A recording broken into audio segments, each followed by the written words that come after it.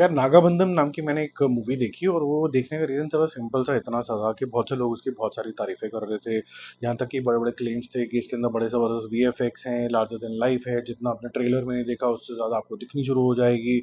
और साथ साथ में इसको हम सनातन के व्यू पॉइंट से देखें, ठीक है। तो मैं तो बहुत ही उत्सुक हो गया, क्योंकि आपको पता ही है कि मेरा क्रिटिसिज्म भगवान को लेके बहुत ज़्यादा रहता है कि आप उनको क्या समझ के दिखा रहे हैं, क्या भगवान को एक जूडो कराटे स्पेशलिस्ट दिखा रहे हैं जो कि जनरली तेलुगु फिल्म का एक टेम्पलेट बन चुका है, या फिर भगवान को हम आध्यात्मिक दिखाते हैं जिससे आपके जो रोशनी है आपके दिमाग की वो इतनी बढ़ जाती है कि आप ज्ञान गुण सागर हो जाते हो, जैसे कि हनुमान जी की आरती के अंदर भी होता है। तो नाग बंधन के अंदर क्या कुछ है वो देखने को हम डिस्कस करते हैं। इनके अंदर है विराट करना नाम के एक्टर हैं जिनको मैंने पहली बार देखा है। बहुत ही ऑर्डिनरी एक्टर है, कुछ खास एक्सप्रेशन ला पाते नहीं है। एक्चुअली में पूरी स्टोरी के अंदर जो इमोशन डालने की कोशिश करेंगे वो इमोशन खास इवोक होते नहीं है। जो अच्छी चीज़ ये है कि ये बहुत ग्रैंड स्केल का विजन ज़रूर रखती है। ये थोड़ी बहुत रिसर्च करेगी कुछ कुछ टेम्पल्स को लेके, थोड़ी बहुत रिसर्च करी गई है कि ठीक है किसी कहीं किताब के अंदर अगर नागाबंधन के बारे में बात किया गया है कि वो उसका फिलोसफी क्या रहा होगा, क्योंकि ये फैंटेसी जोन के अंदर भी जाती है। साथ साथ में ब्रह्म कमल का क्या रोल होगा, और फिर गरुड़ा मंत्र अगर इसके साथ मिक्स हो जाएगा तो आपको ट्रेजर और इमॉर्टैलिटी का जो इन्होंने मिश्रण बनाया है वो एक इंटरेस्टिंग एस्पेक्ट है। बट ये फैंटेसी जोन तक रहता तो ठीक था, बट यहाँ पर इन्होंने मिक्स कर दिया भगवान भी, जैसे कि इनका होता ही और हुआ करता हुआ एक इंसान जिसको इमॉर्टैलिटी भी लेनी है, और नाम भी हीरो का उस तरीके से रख दिया ताकि इंडिकेटिवली जाए भगवान की तरफ, तो आप उसको कुछ कह भी नहीं सकते, रुद्रा।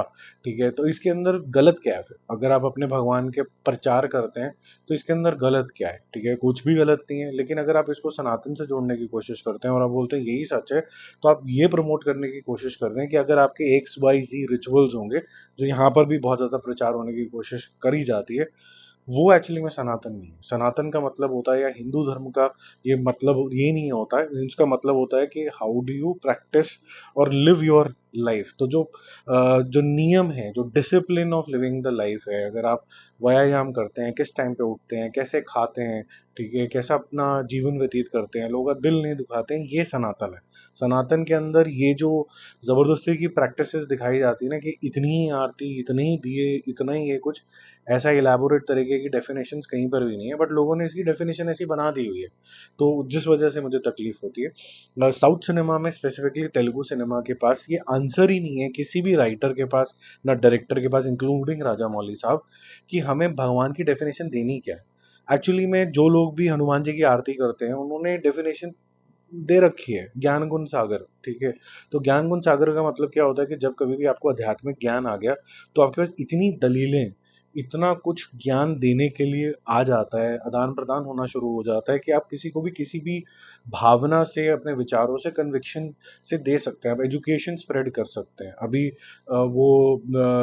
आपने फिल्म देखी होगी ओ माई गॉड 2, उसके अंदर कोई मुशम मुशम नहीं थी, उसके अंदर दलीलें थी। फिर अभी देओल 2 आई थी जो गुजराती फिल्म है, उसके अंदर दलीलें थी। तो उसके अंदर क्या है कि उसके अंदर घुसे नहीं है। अब यहाँ पर क्या होता है कि शुरुआत तो ऐसे होती है कि बहुत आध्यात्मिक है, लेकिन अल्टीमेटली सारा सोल्यूशन निकलता है कि हम कितने बड़े मुक्केबाज हैं। इस पिक्चर का नाम मुक्केबाज होना चाहिए था एक्चुअली के अंदर। और साथ साथ इन्होंने बहुत स्मार्टली ना कुछ एक प्ले किया जो मुझे लगा कि शायद ये नहीं करना चाहिए था इनको। इन्होंने जो आजकल के सेंटिमेंट्स है ना उसको थोड़ा सा एक्सप्लॉइट करने की कोशिश करी है कि मेरा पिछला जन्म भी था, उसमें कोई मुस्लिम रूलर भी था, बहुत सारा मुझे एक्शन भी दिखाना है, गॉड का जो बैकग्राउंड बहुत सारा दिखा दो ताकि सीधा रिजेम्बलेंस आ जाए, क्योंकि इसका नाम भी रुद्रा रखा गया है। लेकिन बीच में मुझे कमर्शियल सिनेमा बनाना है तो रोमांस भी डाल दो, गाने भी डाल दो, इसको मसीहा भी बना दो, और यही है जो बचा सकता है, वो भी आएगा, वो आएगा वाले डायलॉग्स भी रख दो, ठीक है। और show lord of god which is equal to Sanatan. And the end of it is कि बहुत ही बैडी पावर आएंगी बहुत सारी, और एक इंसान होगा जो उड़ उड़ के 1019 करोड़ को मार देगा।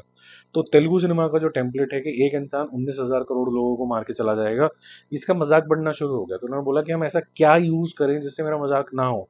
कोई भी इंसान भगवान का मजाक नहीं बना सकता, तो उन्होंने बोला ये सही फॉर्मूला है, अब यही यूज किया करेंगे।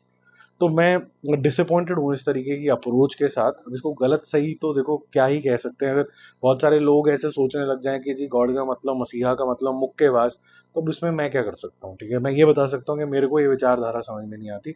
मेरे को विचारधारा समझ में आती है जब आप रोज के हिसाब से हनुमान चालीसा पढ़ते हो, तो वहां पर एक भी मुक्के का जिक्र नहीं है।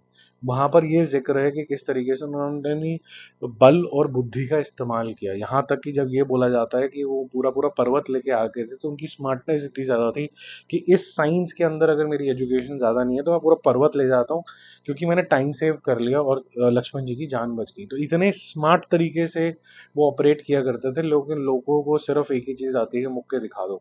और ये थोड़ा तेलुगु सिनेमा की शॉर्टकमिंग है जो उनको सुधार लेनी चाहिए।